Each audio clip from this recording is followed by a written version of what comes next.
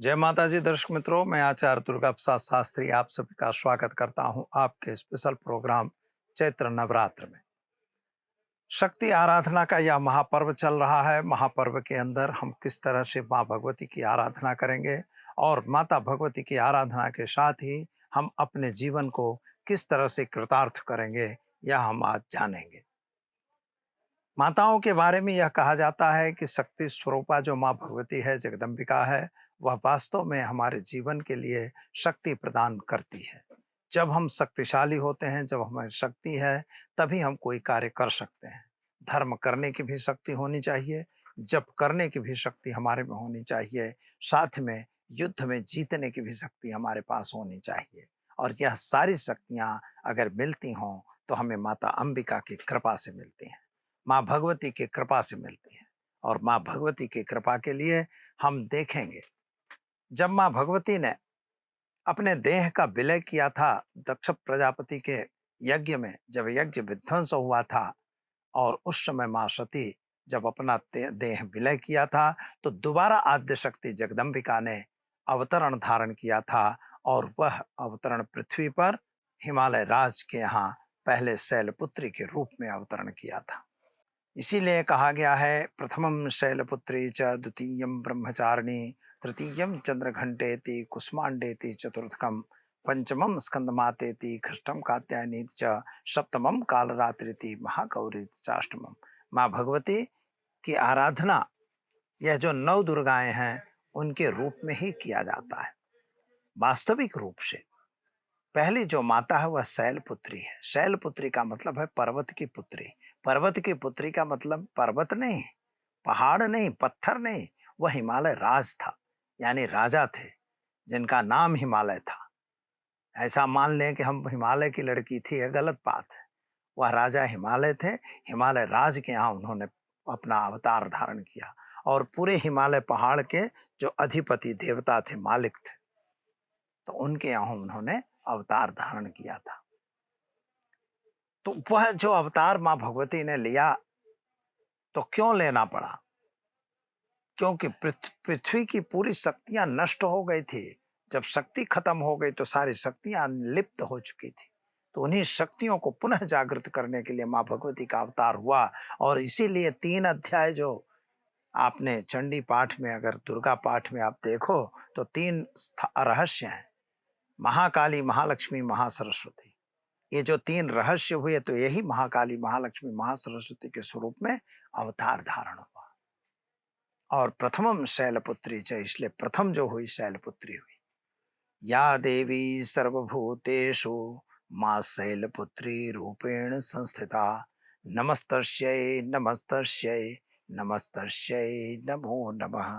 माता जगदम्बिका के चरणों में वंदन कर और देखते हैं हम क्या है शैलपुत्री का महत्व।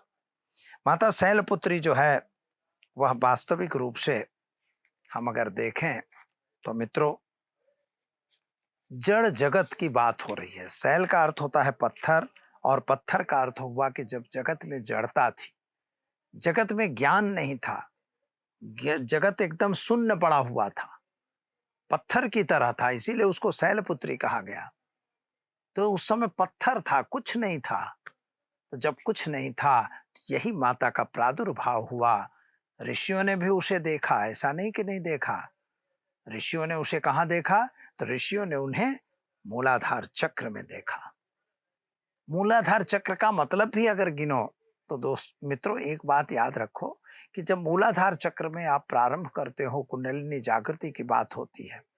तो जो लोग कुंडलिनी जागृति को, कुछ लोग हमने सुना है कि भाई वो कुंडलिनी जागृत हो गई, मुझे, मैं करवा दूंगा, तुमको आ जाना, इतनी फीस भर दो।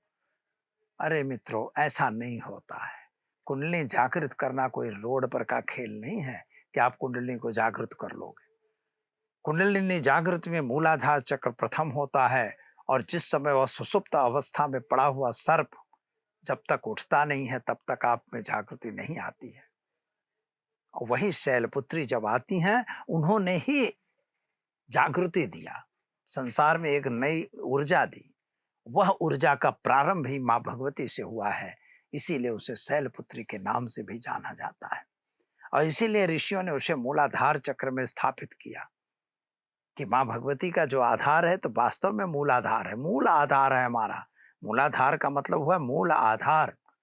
इस सृष्टि की रचना का मूल आधार है माँ भगवती जगदम्बिका, जिसको शैलपुत्री कहते हैं। शैलपुत्री का जो स्वरूप वर्णन किया गया है तो वृषभ आरूढ़। वृषभ का मतलब बैल। बैल में कहाँ बहुत बुद्धि, बोले तुम बैल हो, ऐसा लोग कहते हैं। उसी बैल पर माँ भगवती सवार है। जिसके बुद्धि नहीं है उसी पे माँ भगवती सवार है। उसे अपना वाहन स्वीकार कर लिया है। साथ में उसके हाथ में त्रिशूल है। त्रिशूल क्यों है? तो त्रिशूल इसलिए है, राइट हैंड में त्रिशूल है।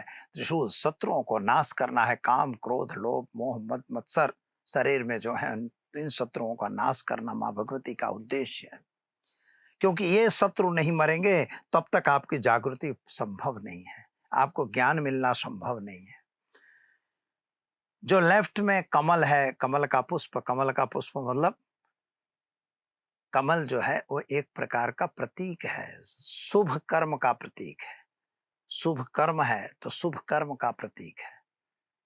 और जो इसके बाद जो स्थिति बनती है तो माँ भगवती द्विभुजाम रूढ़ाम, द्विभुजा वाली है। इसलिए माँ भगवती का जो स्वरूप वर्णन हुआ है उसके हिसाब से वह वास्तविक रूप से दूध की मिठाई उनको लगाई जाती है और घी की मिठाई लगाई जाती है। और चंद्रमा देव अगर कमजोर हैं तो आप माता की शैलपुत्री की पूजा कर सकते हो। तो शैलपुत्री की पूजा करने के लिए क्या चाहिए? तो सबसे पहले हमें चाहिए चंद्रमा की कमजोरी। अब चंद्रमा मनुष्यो जाता, जब आपका मन कमजोर है मतलब माँ भगवती की आराधना करोगे तो आपका मन मजबूत होगा। मन में कुछ विचार आएंगे, नए विचार आपके पास आएंगे और आप आगे बढ़ेंगे। बस पूजा तो हमको नॉर्मल करनी है, कोई बहुत बड़ी काम करना नहीं है। माता का कलश स्थापन हमने कर लिया है, उसी पे माँ भगवती की पूजा करनी है, धूप दीप नैवेद्य चढ़ाना है। शाम को एक पूजा जरूर किया करिए जो वास्तव में सबको करना चाहिए।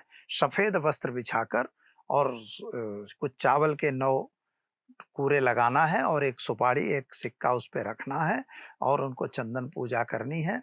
सफेद मिठाई, सफेद फूल से उनका पूजन करना है।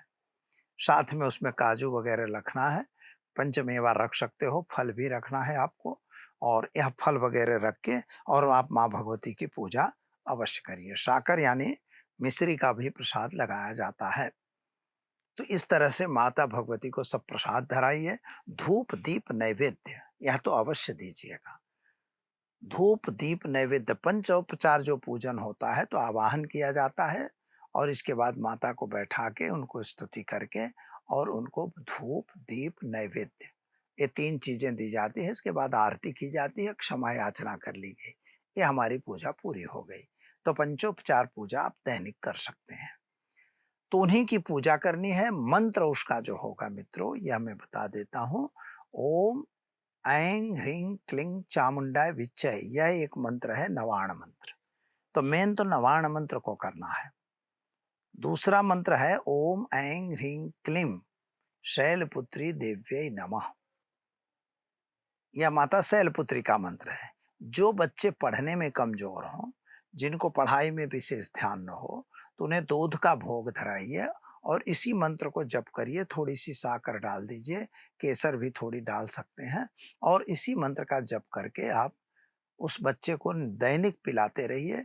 कुछ ही दिन में वह बच्चा या उसकी याददाश्त अच्छी हो जाएगी और उसके काम सही होने लग जाएंगे। दूसरी बात क्या होती है कि स्थिति जो है, आराधना जो है मेन, तो आपको मेन वस्तु इंपॉर्टेंट यह हो जाएगी कि इसमें आपको मानसिक बीमारी या मानसिक चिंता या मानसिक उचाट अगर है तो माता भगवती आप पर कृपा अवश्य बरसाएगी और आपका दिन शुभ और सुंदर बना देगी। यह आप 9 दिन की पूजा कीजिए, फिर हवन वगैरह कर सकते हैं। तो मित्रों वीडियो कैसा लगा? अगर अच्छा लगा तो आप हमें इसे सब्सक्राइब करिएगा और चैनल में पहली बार जुड़ रहे हैं तो सब्सक्राइब करिएगा। वीडियो अच्छे लगते हैं तो लाइक शेयर कमेंट जरूर कीजिएगा। माता रानी की पूजा करने के बाद उसकी आरती जरूर करना है। आरती के बाद क्षमा याचना करके और माता से प्रार्थना कर लेना है। बस यह छोटी सी पूजा होती है, कोई बड़ी पूजा नहीं है। दीजिए मुझे इजाजत। जय माता जी। सुखी रहो, संपन्न रहो।